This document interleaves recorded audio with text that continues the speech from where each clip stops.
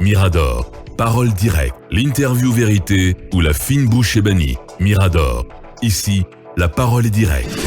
Bonjour à vous, monsieur Sekou Abari. Bonjour. Bienvenue dans cette émission. Vous avez suivi les révélations, en tout cas, de Akumba sur le bradage de Frigia.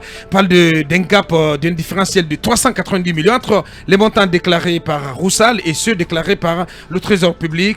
Un mot là-dessus. Je rapportais tantôt ce tweet de votre président, le président Sidya Touré, qui s'est dit effaré d'entendre ces montants compromis dans le cadre de la lutte contre la corruption en Guinée.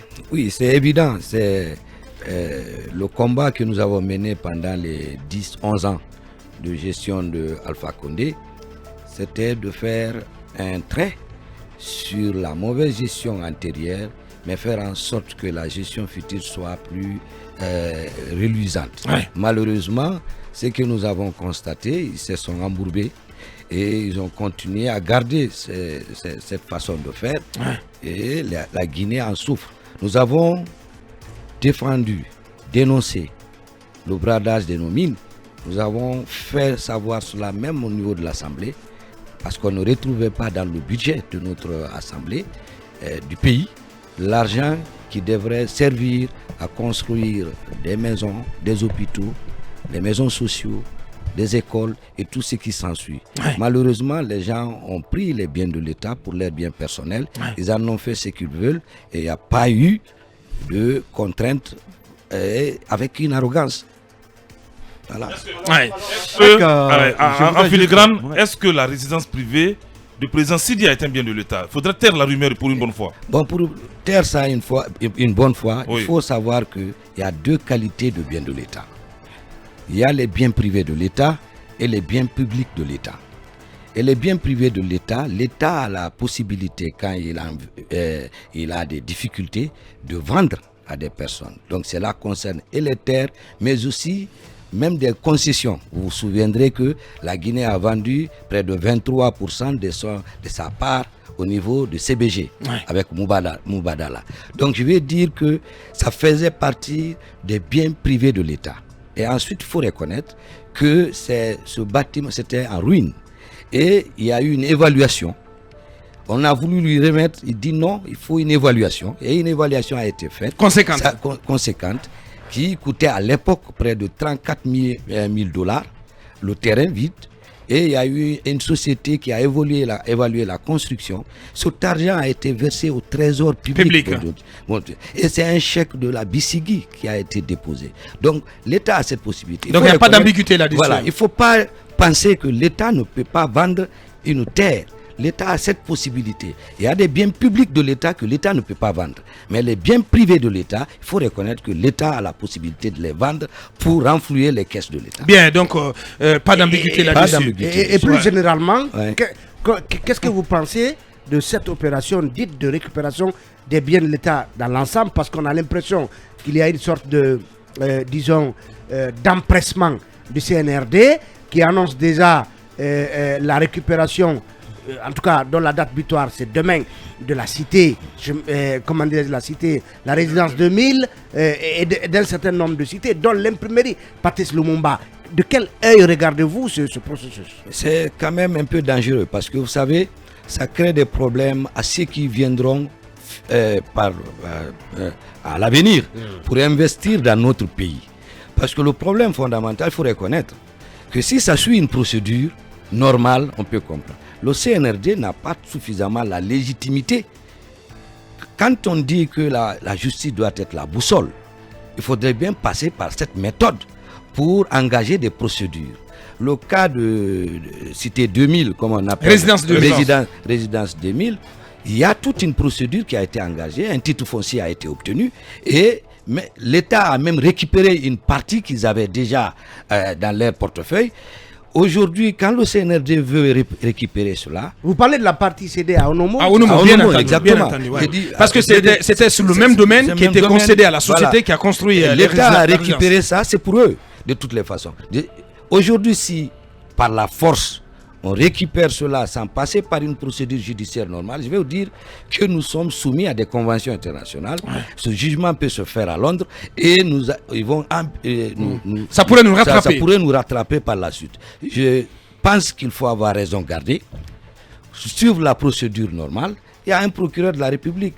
Le directeur du patrimoine bâti public n'est pas la justice. Donc vous mettez en cause la méthode. La méthode est totalement biaisée. Oui, mais honorable, peut-être que antérieurement cela a réussi à l'État, parce que vous vous rappelez, c'est de la même manière que l'État avait récupéré la cité chemin de fer.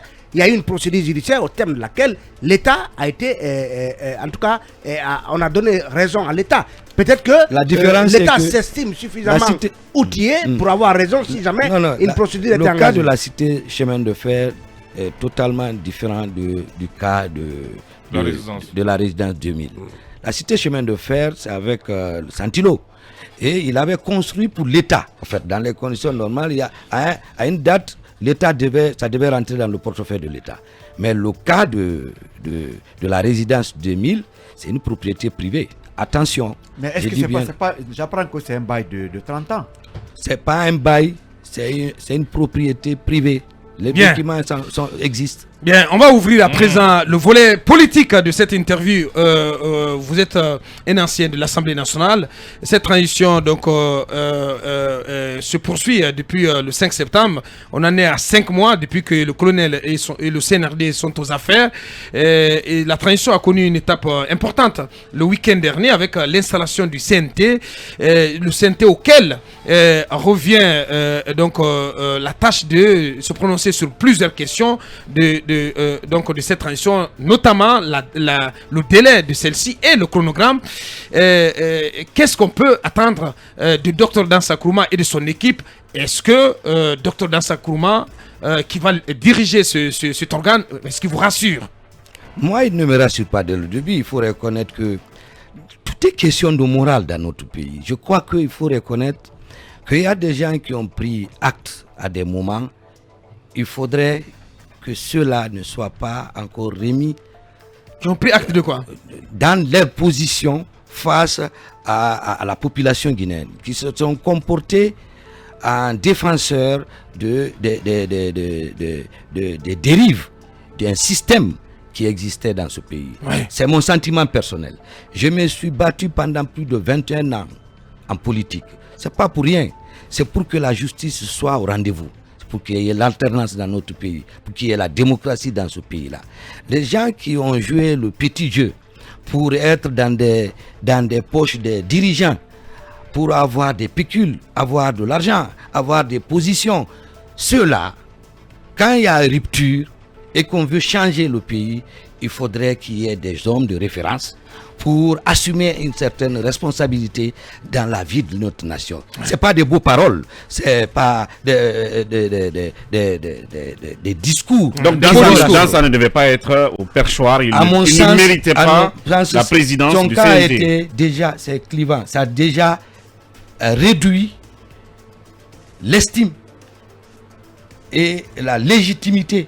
La confiance. Et la confiance qu'a le CNRD vis-à-vis de la population guinéenne. Parce qu'à un moment donné, on sait qui sont ceux-là qui se sont battus pour que les droits de l'homme soient respectés, les textes de notre pays soient respectés. Vous avez suivi son discours, vous avez suivi son discours à la tribune du CNT. Il cherche à se repentir par ce discours. Mais le discours il ne vous a pas rassuré à travers son discours? Ça ne me rassure pas. C'est pas il y a eu des beaux discours dans ce pays. Je crois que c'est les actes qu'on doit juger désormais. Il faudrait éviter de toujours défendre les discours des gens. En Guinée, nous sommes des spécialistes en discours pour encenser la population et malheureusement, les résultats ne sont pas toujours au rendez-vous. Bien, allez-y Lincoln. Alors, M. Barry, l'actualité au CNT, c'est ce grand déplacement que les conseillers nationaux doivent faire à travers tout le pays. Et pour vous, est-ce que cela est opportun ou comment vous réagissez? En tout cas, cette démarche de Dansa Nkrumah qui a fait la proposition. Ça n'a pas de sens. Au fait, je vais dire, le CNT, on nous dit que c'est... Vous vous moquez? Oui, c'est les composantes de la nation qui se sont retrouvées là. Ça veut dire que de l'intérieur jusqu'à Conakry, nous sommes tous là. Donc, ça veut dire que c'est les gens qui connaissent le pays qui se sont retrouvés au CNT. Pour une fois, je suis d'accord avec Makandela Kake qui dit que ça n'a pas de sens. Il faudrait bien avancer parce que le problème fondamental, c'est retarder la transition. Cela consiste à retarder tout simplement la transition. Ce n'est que pour 10 jours, honorable. Je dis bien, mes informations. chaque jour compte, chaque heure compte dans le travail d'un État. Chaque jour. Est-ce que votre représentant qui est à l'Assemblée a déjà marqué la contradiction, son opposition à cela? Je vais parler de Tidiane. Mais Tidiane, non, Tidiane, il a plutôt soutenu. Il a plutôt défendu. Je l'écoutais dans Tolko. Oui, mais il a déjà le langage institutionnel, Tidiane. Ce que je vais dire, je ne parle que de ce que c'est mon idée, c'est que je pense. Oui, mais c'est important là, parce que lui, si lui il a dit, il a quitté l'UFDG il n'y a pas 2 semaines là, pardon. Il n'a pas quitté. Il n'a pas quitté. J'ai envie de dire. Il est représentant en quelque sorte, hein, même si d'accord. Même si la logique voudrait qu'il soit coupé en quelque sorte de son, parce que le mandat n'est pas impératif. Peut-être qu'il a eu des informations qui le rassurent. Il a été convaincu par cette. Mais moi, à mon sens, ça n'a pas de sens d'amener des gens à l'intérieur du pays pour 10 jours. Écoutez, pour rencontrer qui? Parce que quel est le public cible? La population, bien sûr. Mais la population, quelle population? De la réalité. Bien. Alors, M. Sekoya, allez-y, Mohamed. L'UFR est-il toujours membre du FNDC? Oui, jusque-là, aujourd'hui, mais bientôt, nous avons travaillé sur cette question au niveau de notre structure politique et de nos alliés politiques qui sont... Nous allons bientôt donner une autre orientation à notre combat parce qu'on est politique. Mais laisser... Ça veut dire que vous allez vous retirer? Oui. C'est pas exclu? Non, on ne se retire pas parce qu'il y a problème. On se retire parce que nous sommes en train de réorienter notre combat politique vers d'autres objectifs. Nous ne pouvons pas... Donc en clair, vous avez lâché l'information, l'UFR va se retirer du FNDC. Il ne faut pas se retirer. Je dis bien oui, on va laisser la société civile jouer ce rôle. C'est tout comme. Ça veut dire que vous allez vous retirer. Bien sûr. Bien sûr. Acté. Cela vous inspire quoi, cette implosion du FNDC? Non, pas une implosion, Mohamed. C'est bisbille à l'intérieur du FNDC. D'abord, je vais rappeler. Ça n'a pas implosé encore, Mohamed. Vous me permettez, c'est pas une implosion. Le FNDC a joué un rôle. On a même tous intérêt à ce que le FNDC reste parce que c'est quelque chose qui moralement a servi à notre population et a éveillé les consciences des Guinéens. Et le FNDC, c'est un label au niveau international aujourd'hui. On n'a pas intérêt à faire disparaître le FNDC. Nous ne pouvons que les soutenir. Même si nous quittons dans la direction du FNDC, nous ne pouvons que continuer à soutenir parce qu'ils ont une vocation de rassurer et d'alerter les dérives qui peuvent survenir dans notre pays. Qu'est-ce que vous pensez de la crise naissante là? Est-ce qu'en tant que, justement, membre du FNDC, donc politique, mais sur le départ politique, est-ce que vous avez été associé au choix de Fonikemenge? Effectivement, vous savez, il y a j'entends beaucoup de gens spéculer sur la question, la manière dont Fonikemenge a été choisi. Je dis que ça n'a pas de sens de faire un débat sur cette question parce qu'il a plein droit d'être là. En fait, il y a un comité de pilotage dirigé par les chefs des sociétés civiles et des partis politiques qui donnent le programme et qui donnent l'orientation et enfin envoie ça au niveau de l'Assemblée générale. Je vais dire, Fonikemenge a dirigé le FNDC provisoirement quand Adraman Sano était en prison. Il a une expérience dans la gestion. Il a toute la légitimité. Il a fait la prison et tout ça. Oui, mais est-ce que sa désignation a suivi la procédure? Quel est le règlement intérieur du FNDC? FNDC n'a pas un règlement intérieur qui dit que c'est cette procédure qu'il faut suivre pour mettre quelqu'un à la tête. Oui, mais les coordinations. Mais quand c'est fait sans concertation avec les coordinations de l'intérieur, les fédérations de l'intérieur, ça pose problème, monsieur. Le problème qui se pose... Vous entendez tout de même ces récriminations venant de la base. Oui, ce que je dois vous dire, n'oubliez surtout pas qu'il y a les politiques dedans. Et il y en a des politiques, quand ils ne trouvent pas leur intérêt dans la chose, ils peuvent toujours créer des petits problèmes. Nous avons des coordinations... Donc vous soupçonnez la main noire de quelqu'un? Non, nous avons toujours les coordinations à l'intérieur. Moi, par exemple, l'UFR à Matam, le coordinateur du FNDC à Matam est de l'UFR. Vous comprendrez que dans d'autres communes et d'autres préfectures, il y a d'autres partis politiques qui coordonnent.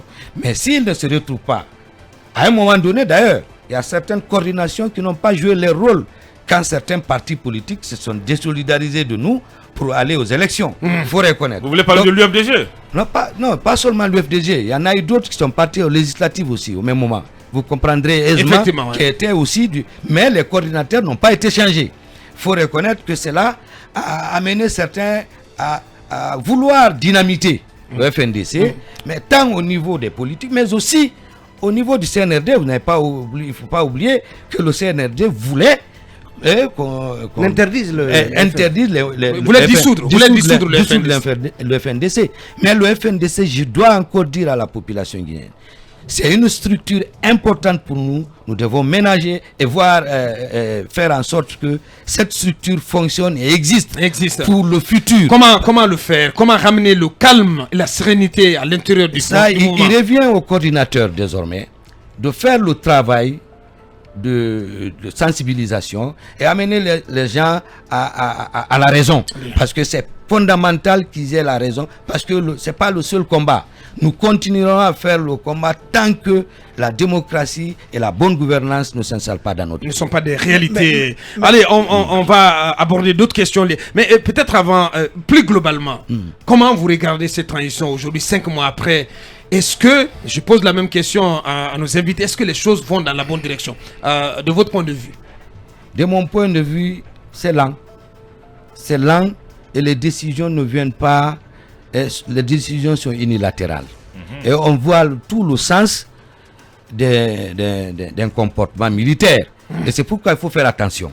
Quand on dit il faut rester, il faut qu'il reste, les décisions sont souvent unilatérales. Et à yeux baissés, ils continuent à poser des actes sans consultation.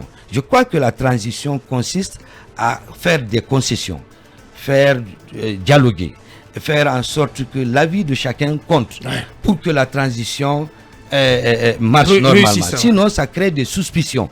Et je pense qu'ils sont de bonne foi.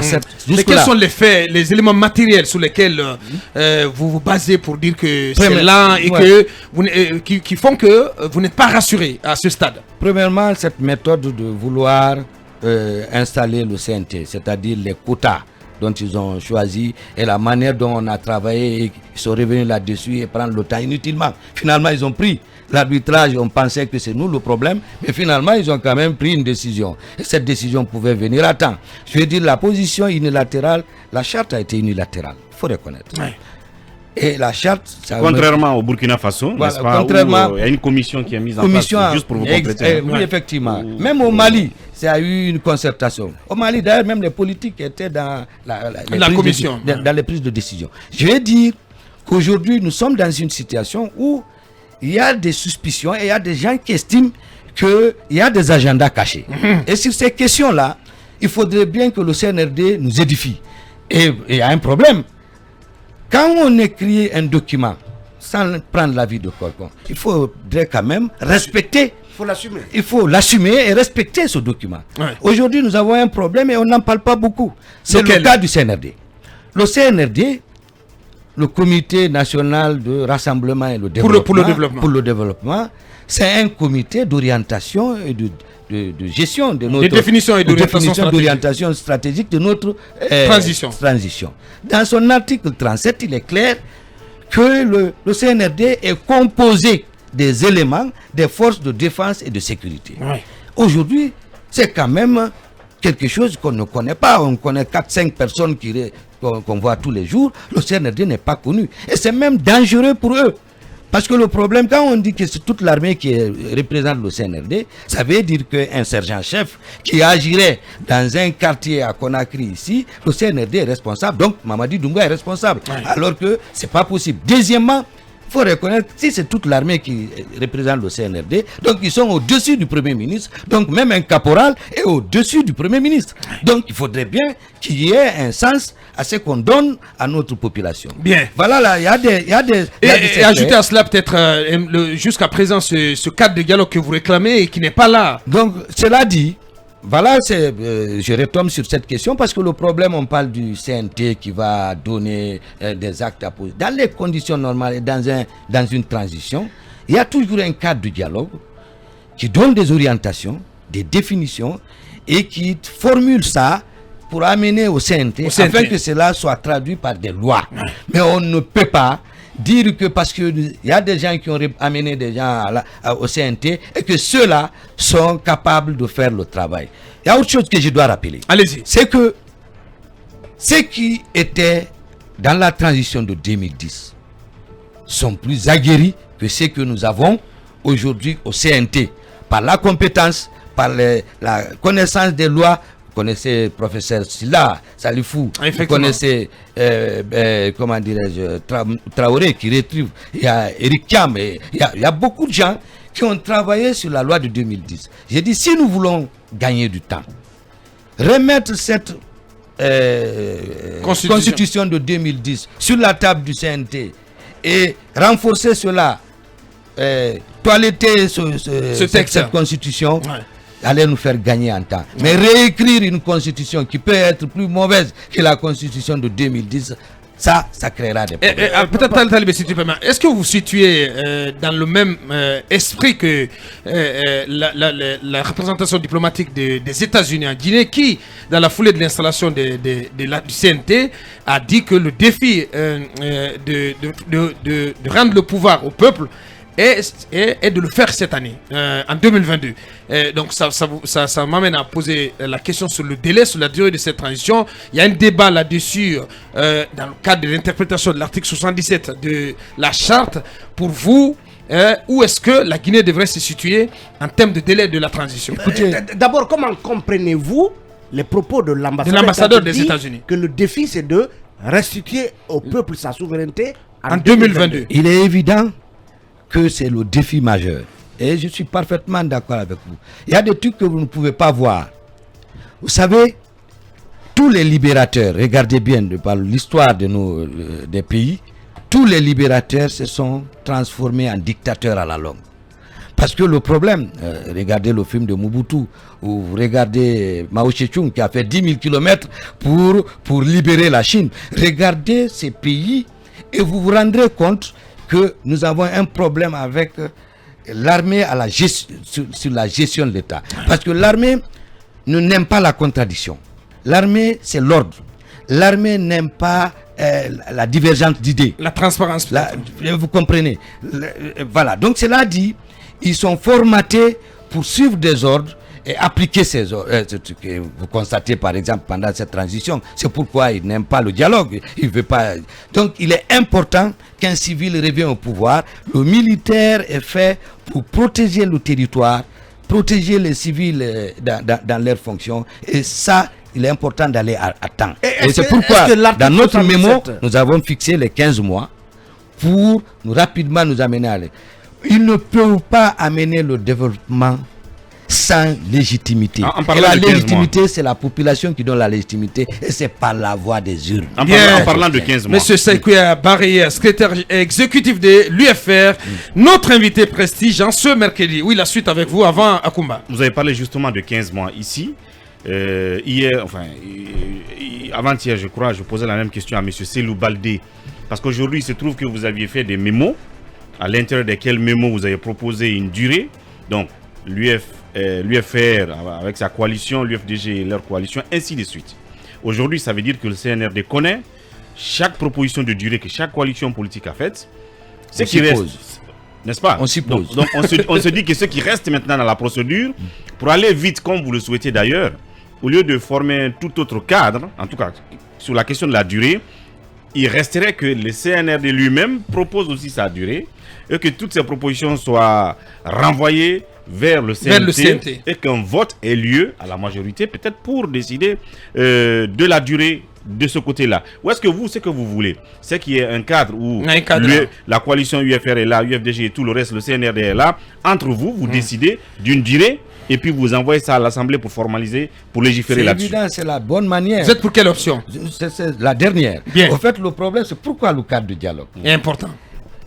Ils peuvent nous dire, voici ce que nous pensons. et nous leur dirons ce que nous pensons sur la durée de la transition et les enjeux liés à cette transition. Pendant cette période, il faut reconnaître qu'aujourd'hui, la vie des Guinéens... Et si vous ne vous entendez pas dans ce cadre-là, ce cadre hors parlementaire... Mais le cadre est fait pour dialoguer, c'est un cadre de dialogue. On a vu des dialogues au passé, les gens ne sont jamais entendus. Non, les gens sont toujours entendus.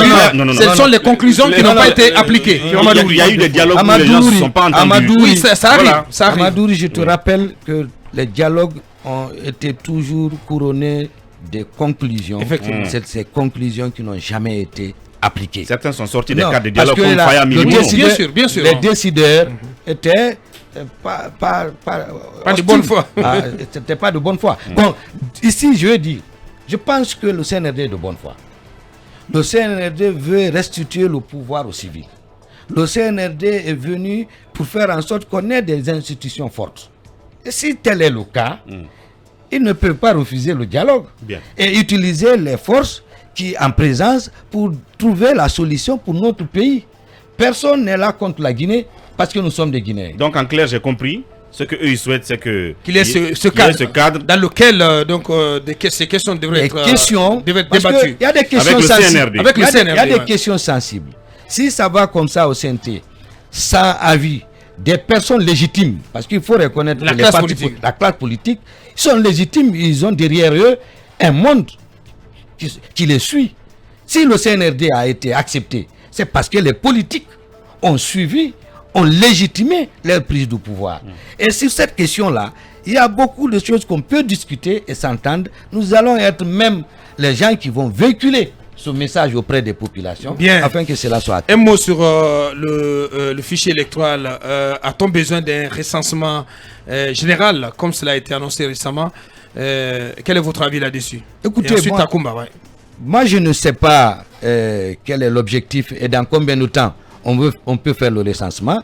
Aujourd'hui, la technologie a évolué. Donc, j'estime, si cette période ne peut pas dépasser 3-4 mois, c'est possible de faire un recensement. Et concomitamment, il y a beaucoup d'autres choses qu'on peut faire en même temps. Faire en sorte que l'OGE soit installé, l'organe de gestion des élections soit installé, pour permettre de jouer un rôle et rapidement arriver aux élections. Je vous assure, à moins de 12 mois, si nous voulons bien faire, nous pouvons le faire. Le problème, c'est qu'il y a des velléités, il y a des intérêts en jeu, et il y en a qui utilisent le CNRD comme un paravent pour se servir et être confortablement assis au pouvoir. Mais ça ne serait pas bien pour le CNRD. Bien, allez-y, Akoumba.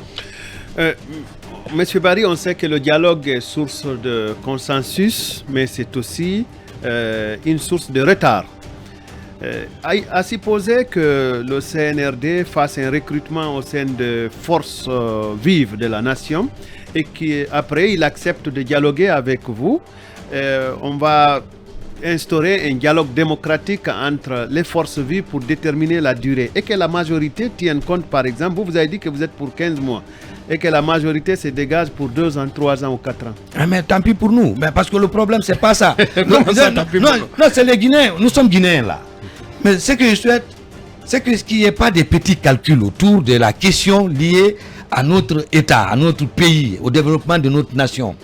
Je vous dis que ceux qui sont arrivés au pouvoir ne sont pas formatés pour gérer l'État. Ils ne se sont jamais préparés pour gérer l'État. Mais ils sont allés à la mort. Là, le terme, je vais revenir sur cette question parce que c'est important. Ceux qui sont allés à la mort. Ceux qui sont allés à la mort sont à Bambeto. Ceux qui sont allés à la mort avaient des pierres à main. C'est eux qui sont allés à la mort. Ils n'avaient pas les armes. N'oubliez surtout pas que sur la route de Prince, Alpha Condé n'était pas avec une arme. Il n'est jamais venu à Bambeto avec une arme. Les 3 piliers qui ont fatigué le pays dans sa marche vers la démocratie, et je le dis ici, c'est une partie des forces de défense et de sécurité, c'est une partie de la justice et c'est l'administration du territoire. Il ne faut pas se voiler les faces. C'est eux qui ont toujours préféré un être humain que la société guinéenne, que les citoyens de ce pays. Donc j'ai dit, ceux qui sont allés à la mort, c'est nous qui sommes allés à la mort. Le colonel aussi est allé à la mort. Il avait l'arme en main. Grand merci à vous. Si on avait ça, On n'allait pas mourir comme ça. Ah, Grand merci Non, à vous, si on avait monsieur ça. Saïkoui Abari. Le temps nous a pas permis donc d'aller plus loin, mais il était notre invité prestige en ce jour et on a en tout cas pu dire l'essentiel en sa compagnie. Je termine avec ces deux messages, celui d'Alpha Moussa Makadabi. Je rappelle à mon cher frère, à mon cher grand frère, que si tous les cadres qui ont géré ce pays pouvaient s'offrir librement et facilement un domaine privé de l'État, comme les premiers ministres Sidia et Selou Dalin, quelle chance pour la nouvelle génération de jouir des biens de l'État guinéen? Pose la question Alpha Moussa Makadabi. Et puis, ce message d'une source diplomatique, je signale que Dame Ndiaye, dont vous parlez, est déjà dans l'entourage de la chère maman de Mamadi Doumbouya, au nom de laquelle elle s'exprime dans les médias depuis un moment. Source diplomatique. Ça n'est terminé pour le numéro d'aujourd'hui. J'espère que nous avons été à la hauteur. Grand merci à tous les 6, à tous les 5. Une pensée à Cabinet donc, qui est un peu souffrant et qui va nous revenir très certainement en forme demain. Merci à nos équipes sous la coordination de Wally Design et Alpha Diaouné, le Smart Boy, et Ibrahim Baben Diallo aussi. Merci derrière nous, c'est d'intégrer et on se retrouve demain à 8h sur Film FM. Au revoir. Mirador, la grande messe de l'investigation journalistique, la plus grande tribune politique de la Guinée. Avec Aboubacar Diallo, Talibé Bari, Mohamed Mara, Mamadou Ouri Diallo, Akoumba Diallo, Cabinet Fofana, Mohamed Kaba, Mamadou Diambaldé.